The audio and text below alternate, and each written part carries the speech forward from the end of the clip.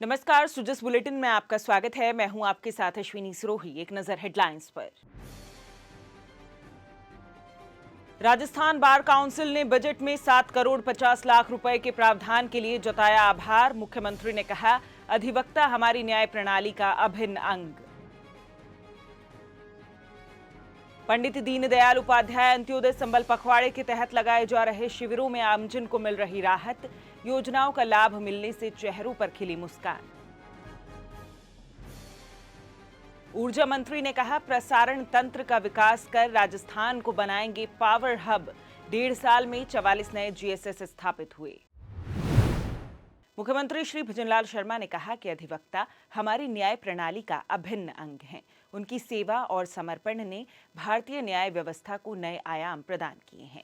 उन्होंने कहा कि समाज के पीड़ित वर्ग को त्वरित न्याय दिलाकर अधिवक्ता राष्ट्र निर्माण में अहम योगदान दे रहे हैं। श्री शर्मा से रविवार को मुख्यमंत्री निवास पर राजस्थान बार काउंसिल कार्यकारिणी के सदस्यों ने मुलाकात की। उन्होंने मुख्यमंत्री का राज्य बजट 2024-25 में राजस्थान बार काउंसिल के लिए एक बारीय सहायता के रूप में 7 करोड़ 50 लाख रुपए का प्रावधान करने के लिए धन्यवाद ज्ञापित किया। इस दौरान प्रदेश में न्यायपालिका के और अधिक सुदृढ़ीकरण तथा विभिन्न विधिक मुद्दों पर चर्चा की गई।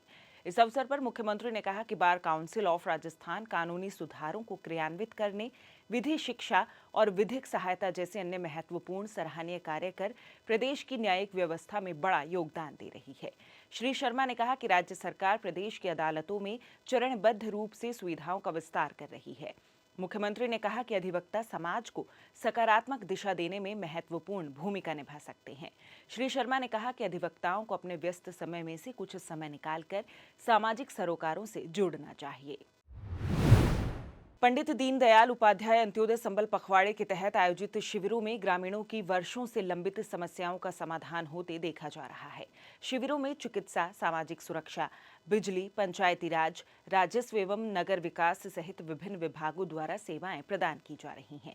पेंशन से लेकर संपत्ति विवादों तक ग्रामीणों को सुविधाजनक तरीके से समाधान प्राप्त हुआ है। हर लाभार्थी ने एक ही स्वर में कहा है कि अंत्योदय संबल पखवाड़ा आम नागरिकों के जीवन में सकारात्मक बदलाव ला रहा है। इन सफलताओं ने ये प्रमाणित किया है कि शासन यदि संवेदनशीलता और तत्परता से कार्य करे तो हर समस्या का समाधान संभव है। ग्रामीणों ने उम्मीद जताई है कि इस तरह के कैंप आगे भी लगातार आयोजित होते रहेंगे ताकि सरकार आपके द्वार की भावना साकार हो सके। मारो नाम देवाराम, पिताजी का नाम जोग, गांव भागरा से, उम्र 77 साल की। ऐसा आज पेंशन हमारी बात रुपयोड़ी शुरू हुई है, धन्यवाद सरकार ने। ऊर्जा मंत्री श्री हीरालाल नागर ने कहा कि पिछले 1.5 साल में प्रदेश में 44 नए ग्रिड सब स्टेशन स्थापित किए गए हैं। हमारा लक्ष्य 5 साल में कुल 200 नए जीएसएस स्थापित करने का है। उन्होंने कहा कि सुदृढ़ प्रसारण तंत्र विकसित कर राजस्थान को ऊर्जा के क्षेत्र में सिरमौर बनाया जाएगा। श्री नागर रविवार को इंडस्ट्रियल एरिया कोटा में प्रस्तावित 220 केवी के नए ग्रिड सब स्टेशन को लेकर निरीक्षण के बाद संबोधित कर रहे थे। उन्होंने कहा कि हमारा प्रयास रहेगा कि 132 केवी के जीएसएस को अपग्रेड कर 220 केवी का बनाने के स्थान पर नया 220 केवी का जीएसएस स्थापित किया जाए ताकि मजबूत प्रसारण तंत्र विकसित हो सके।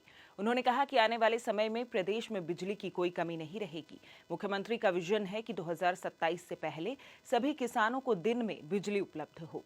अभी 75% किसानों को दिन में बिजली उपलब्ध कराई जा रही है। बाकी बचे किसानों को दिन में बिजली उपलब्ध कराने के लिए नए जीएसएस स्थापित किए जा रहे हैं और पुराने जीएसएस को अपग्रेड किया जा रहा है।